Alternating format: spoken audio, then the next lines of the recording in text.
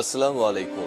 সবাইকে স্বাগত জানাচ্ছি। আমি নাসরুল ইসলাম তন্ময়। শুরুতে বিআরবি কেবল সংবাদ শিরোনাম জানিয়ে দেব এই মুহূর্তে হাতে পাওয়া সর্বশেষ গুরুত্বপূর্ণ আপডেট বাংলা সংবাদ। শুরুতেই থাকছে আজ থেকে ভারতে অবৈধ শেখ হাসিনা। এখন কি পদক্ষেপ নেবে ভারত? তীব্র গণ আন্দোলনের মধ্য দিয়ে ক্ষমতাচ্যুত হন সাবেক স্বৈরাচার সরকারের প্রধানমন্ত্রী শেখ হাসিনা। এরপর তিনি ভারতে পালিয়ে গিয়ে আশ্রয় নেন। সেখানে তিনি কূটনৈতিক পাসপোর্টের জোরে অবস্থান নিয়েছেন। তবে তার ওই পাসপোর্ট ইতিমধ্যে অন্তর্বর্তীকালীন সরকার বাতিল করে দিয়েছে। তবুও ভারতের সম্মতিতে তিনি সেখানেই থাকছেন। বাকি ওই কূটনৈতিক পাসপোর্টের বদৌলতে তিনি সর্বোচ্চ ৪৫ দিন বৈধভাবে ভারতে থাকতে পারবেন। তার এই মেয়াদ গতকাল বৃহস্পতিবারই শেষ হয়ে গেছে। এখন প্রশ্ন, ভারত কি পদক্ষেপ নেবে এই স্বৈরাচার শেখ হাসিনার বিরুদ্ধে? এবারে জানাবো, প্রশাসনে সর্ষের মধ্যে ভূত আছে সেলিমা রহমান। অন্তর্বর্তীকালীন সরকারের প্রশাসনের সর্ষের মধ্যে ভূত আছে বলে অভিযোগ করেছেন বিএনপির স্থায়ী কমিটির সদস্য সাবেক মন্ত্রী সেলিমা রহমান। দুপুরে ঢাকা রিপোর্টার্স ইউনিটিতে জাতীয় গণতান্ত্রিক আন্দোলনের উদ্যোগে অন্তর্বর্তীকালীন সরকারের কাছে জনগণের প্রত্যাশা শীর্ষক এক আলোচনার সভায় প্রশাসনের বর্তমান অবস্থা তুলে ধরে এমন অভিযোগ করেন তিনি। এ সময় তিনি উল্লেখ করেন, আমরা জানতে পারলাম ৬২২ জন আওয়ামী লীগের উচ্চপদস্থ নেতা সেনাবাহিনীর কাছে ছিল। সেই ৬২২ জন কোথায় গেল? তারা কিভাবে সেনাবাহিনীর হাত থেকে দেশের বাইরে পালিয়ে গেছে? এ বিষয়ে প্রশ্ন রেখেছেন সেলিমা রহমান।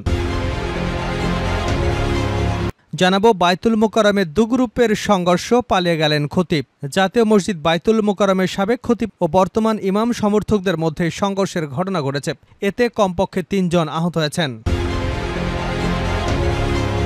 জানিয়ে দেব, আইন নিজের হাতে তুলে নিলে কঠোর ব্যবস্থা। মব জাস্টিস কোনোভাবেই কাম্য হতে পারে না। কেউ আইন নিজের হাতে তুলে নিলে তার বিরুদ্ধে কঠোর আইনানুগ ব্যবস্থা নেবার হুঁশিয়ারি দিয়েছেন বাংলাদেশ পুলিশ সদর দপ্তর। এদিকে ব্যবসায়ী ওয়াদুদ হত্যা, সাবেক ডিসি মশিউর ৭ দিনের রিমান্ডে। বৈষম্য বিরোধী ছাত্র আন্দোলন চলাকালে রাজধানীর নিউ মার্কেট থানা এলাকায় ব্যবসায়ী আব্দুল ওয়াদুদকে গুলি করে হত্যার অভিযোগে করা মামলায় ঢাকা মহানগর গোয়েন্দা পুলিশের লালবাগ বিভাগের সাবেক উপ পুলিশ কমিশনার মশিউর রহমানকে ৭ দিনের রিমান্ড মঞ্জুর করেছেন আদালত। এবং সর্বশেষ জানাবো আন্তর্জাতিক সংবাদ। ইসরায়েলের সামরিক ঘাঁটিতে পাল্টা ক্ষেপণাস্ত্র নিক্ষেপ হিজবুল্লাহর। তারবিহীন যোগাযোগের যন্ত্র, পেজার ও রেডিও বিস্ফোরণের পরে লেবাননে আবারও হামলা চালিয়েছে ইসরায়েল। বৃহস্পতিবার গভীর রাতে হিজবুল্লাহ লক্ষ্যবস্তুতে বিমান হামলা চালায় দেশটি। এর মধ্যে পাল্টা জবাবে শুক্রবার সকালে গ্যালিলির মেডুলায় ইসরায়েলি সামরিক কেন্দ্রের দিকে ৩টি ক্ষেপণাস্ত্র নিক্ষেপ করেছে হিজবুল্লাহ। এক প্রতিবেদনে এসব তথ্য জানিয়েছে ইরান ভিত্তিক সংবাদ মাধ্যম মেহের নিউজ। এতক্ষণ শিরোনাম শুনছিলেন, এবার বিস্তারিত। প্রিয় দর্শক, আপনি যদি এই চ্যানেলে নতুন হয়ে থাকেন, ভিডিওটি দেখতে দেখতে চ্যানেলটি সাবস্ক্রাইব করে আমাদের সঙ্গেই থাকুন। আর এই ভিডিও সম্পর্কে আপনি আপনার মূল্যবান মতামতটি কমেন্ট বক্সে জানিয়ে দিন। আর হ্যাঁ প্রিয় দর্শক, জানিয়ে দিন ভিডিওটি কোথা থেকে দেখছেন। আজ থেকে ভারতে অবৈধ শেখ হাসিনা। এখন কি পদক্ষেপ নেবে ভারত? তীব্র গণ আন্দোলনের মধ্য দিয়ে ক্ষমতাচ্যুত হন সাবেক স্বৈরাচার সরকারের প্রধানমন্ত্রী শেখ হাসিনা। এরপর তিনি পালিয়ে ভারতে গিয়ে আশ্রয় নেন। সেখানে তিনি কূটনৈতিক পাসপোর্টের জোরে অবস্থান নিয়েছেন। তবে তার সেই পাসপোর্ট ইতিমধ্যেই বাংলাদেশের অন্তর্বর্তীকালীন সরকার বাতিল করে দিয়েছে। তবুও ভারতের সম্মতিতে তিনি সেখানেই থাকছেন। বাকি ওই কূটনৈতিক পাসপোর্টের বদৌলতে তিনি সর্বোচ্চ ৪৫ দিন বৈধভাবে ভারতে থাকতে পারবেন। এই মেয়াদ গতকাল বৃহস্পতিবারই শেষ হয়ে গেছে। এখন প্রশ্ন, ভারত কি পদক্ষেপ নেবে? বাংলাদেশের পররাষ্ট্র সচিব এম তৌহিদ হোসেন মঙ্গলবার জানিয়েছেন, শেখ হাসিনা কোন আইনে ভারতে থাকছেন এ বিষয়ে কিছু জানেন না তিনি। তবে তারা শেখ হাসিনার অবস্থা নিয়ে জোর দিয়ে কিছু জানতেও চাননি। অবশ্য এ নিয়ে ভারতের রাজনৈতিক মহলেও প্রশ্নের শেষ নেই। গত মঙ্গলবার ভারতের পররাষ্ট্র মন্ত্রণালয়ের মুখপাত্র বলেছিলেন, কূটনৈতিক পাসপোর্টের বদৌলতে ভারতে থাকার মেয়াদ শেষ হলেও শেখ হাসিনাকে বাংলাদেশের হাতে তুলে দেবার সম্ভাবনা নেই। তাহলে কোন বলে ভারতে থাকবেন শেখ হাসিনা? এক্ষেত্রে কোনো মহলের পক্ষ থেকে বলা হচ্ছে, হয়তো তিব্বতী ধর্মগুরু দলাই লামার মতো সাময়িকভাবে রাজনৈতিক আশ্রয় দেওয়া হতে পারে ক্ষমতাচ্যুত শেখ হাসিনাকে। প্রশাসনের সর্ষের মধ্যে ভূত আছে সেলিমা রহমান। অন্তর্বর্তীকালীন সরকারের প্রশাসনে সর্ষের মধ্যে ভূত আছে বলে অভিযোগ করেছেন বিএনপির স্থায়ী কমিটির সদস্য সাবেক মন্ত্রী সেলিমা রহমান। শুক্রবার দুপুরে ঢাকা রিপোর্টার্স ইউনিটিতে জাতীয় গণতান্ত্রিক আন্দোলনের উদ্যোগে অন্তর্বর্তীকালীন সরকারের কাছে জনগণের প্রত্যাশা শীর্ষক এক আলোচনা সভায় প্রশাসনের বর্তমান অবস্থা তুলে ধরতে গিয়ে এই অভিযোগ করেন তিনি বলেন, এখনও কিন্তু ষড়যন্ত্র শেষ হয়নি।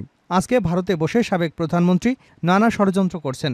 তার যে দলবল লুকিয়ে আছে, যে দলবলকে এখনও আমাদের বর্তমান প্রশাসন আগলে রেখেছে, তাদেরকে এখন পর্যন্ত বের করছে না। একটা কথা বলেছে যে ৬২২ জন ছিল বোধহয় আর্মিদের অধীনে। এরা কোথায় গেল? এত এমপি মন্ত্রী অনেককে বিদেশে পার করে দেওয়া হয়েছে। কারা পার করেছে? এ তো দেখা যাচ্ছে সর্ষের মধ্যেই ভূত। সেলিমা রহমান বলেন, আজকে পোশাক শিল্পে অস্থিরতা, এসব কারা করছে? যাদের প্রচুর টাকা আছে তারাই করছে, তারাই ষড়যন্ত্রকারী, আমাদের সজাগ থাকতে হবে। তিনি বলেন, আমি বিএনপি নেতাকর্মীদের বলবো, তারা 16টা বছর কষ্ট করেছে, নির্যাতন, জেল জুলুম ভোগ করেছে। আরও কিছুদিন কষ্ট করতে হবে, আরও আন্দোলন চালিয়ে যেতে হবে। আমরা কারো উপর অত্যাচার করব না, অন্যায় করব না। আমরা সবাই রাজনৈতিক সচেতন হয়ে কাজ করব। যার যেখানে কর্তব্য, যার যেখানে কাজ, সেটা করতে হবে। বায়তুল মুকাররমে দু গ্রুপের সংঘর্ষ, পালিয়ে গেলেন খতিব। জাতীয় মসজিদ বায়তুল মুকাররমের সাবেক খতিব ও বর্তমান ইমাম সমর্থকদের মধ্যে সংঘর্ষের ঘটনা ঘটেছে। এতে কমপক্ষে 3 জন আহত হয়েছেন। জুমার নামাজ শুরুর আগে বায়তুল মুকাররমের বর্তমান খতিব হাফেজ মাওলানা ডক্টর মুফতি ওয়ালিউর রহমান খান বয়ান করছিলেন। এমন সময় পলাতক খতিব মাওলানা মুফতি রুহুল আমিন অনুসারীদের নিয়ে বায়তুল মুকাররমের মসজিদে এসে বর্তমান খতিবের মাইক্রোফোনে হাত দেন। এ সময় বর্তমান খতিবের অনুসারীরা রুহুল আমিনের অনুসারীদের প্রতিরোধ করেন। তখন দুপক্ষের মধ্যে হাতাহাতির ঘটনা ঘটে। ঘটনায় বেশ কয়েকজন আহত হন। এ সময় বায়তুল মুকাররম মসজিদে 2 থেকে 3টি গ্লাস ভেঙে যায়। দুপক্ষের সংঘর্ষের খবর পেয়ে আইনশৃঙ্খলা পরিস্থিতি নিয়ন্ত্রণে ছুটে আসে পুলিশ। ঘটনার পর সাবেক খতিব মাওলানা রুহুল আমিন মসজিদ এলাকা থেকে পালিয়ে যান। বর্তমানে বায়তুল মুকাররম মসজিদ এলাকার পরিস্থিতি স্বাভাবিক রয়েছে। জানা গেছে, আওয়ামী সরকারের পতনের পর পলাতক ছিলেন জাতীয় মসজিদ বায়তুল মুকাররমের খতিব মুফতি মাওলানা মোহাম্মদ জহুরুল আমিন। গত 26শে জুলাইয়ের পর আবার মসজিদে আসেন তিনি। এরই মাঝে তাকে মিডিয়ায় পলাতক উল্লেখ করে নিউজ করা হয়। আইন নিজের হাতে তুলে নিলে কঠোর ব্যবস্থা, পুলিশের সদর দপ্তর। মব জাস্টিস কোনোভাবেই কাম্য হতে পারে না। কেউ আইন নিজের হাতে তুলে নিলে তার বিরুদ্ধে কঠোর আইনানুগ ব্যবস্থা নেওয়া হবে বলে জানিয়েছেন বাংলাদেশ পুলিশ সদর দপ্তর। শুক্রবার সকালে গণমাধ্যমে পাঠানো এক বিজ্ঞপ্তিতে এই হুঁশিয়ারি দেওয়া হয়েছে। বিজ্ঞপ্তিতে বলা হয়েছে, কেউ অন্যায় করলে বা অপরাধী হলে দেশের প্রচলিত আইন অনুযায়ী ওই ব্যক্তির বিচারের বিধান রয়েছে। আইন নিজের হাতে তুলে নেওয়ার অধিকার কারণেই কোনো ব্যক্তি অন্যায় বা অপরাধ করলে তাকে আইনের আওতায় সোপর্দ করতে হবে। কোনোভাবে আইন নিজের হাতে তুলে নেওয়া যাবে না। আরও বলা হয়, কোনো ব্যক্তি অন্যায় বা অপরাধ করলে জাতীয় জরুরি সেবা 999 অথবা নিকটস্থ থানায় যোগাযোগ করুন। আইন নিজের হাতে তুলে না নেওয়ার জন্য পুলিশের সদর দপ্তর থেকে সকলের প্রতি বিশেষভাবে অনুরোধ জানানো হচ্ছে। মব জাস্টিস বা গণপিটুনির মতো ঘটনার পুনরাবৃত্তি রোধে পুলিশ দেশের সকল সচেতন নাগরিকদের সহযোগিতা কামনা করেছে। বাংলাদেশ পুলিশ দেশের আইনশৃঙ্খলা রক্ষা এবং জনগণের জানমালের নিরাপত্তা বিধানে প্রতিশ্রুতিবদ্ধ। শেষ করছে আন্তর্জাতিক সংবাদ দিয়ে।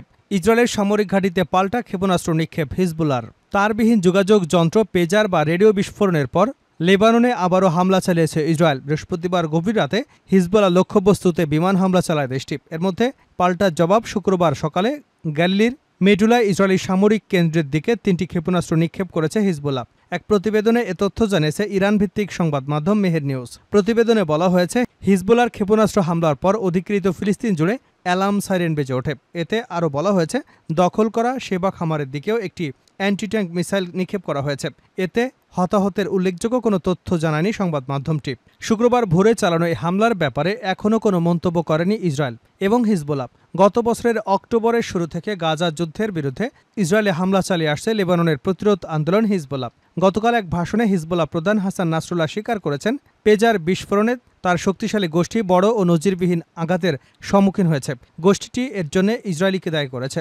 2 দিন পেজার বা ওয়াকি টকি বিস্ফোরণে অন্তত 37 জন নিহত এবং প্রায় 3000 জন আহত হয়েছেন। এদিকে হাসান নাসরুল্লাহ আরও প্রতিশ্রুতি দিয়ে তার ভাষণে বলেছেন, গাজায় যুদ্ধবিরতি না হওয়া পর্যন্ত ইসরায়েলের বিরুদ্ধে হিজবুল্লাহ লড়াই অব্যাহত থাকবে। তিনি বলেন, গাজা আক্রমণ বন্ধ না হওয়া পর্যন্ত লেবানন ফ্রন্ট থামবে না, এসব রক্তপাত সত্ত্বেও।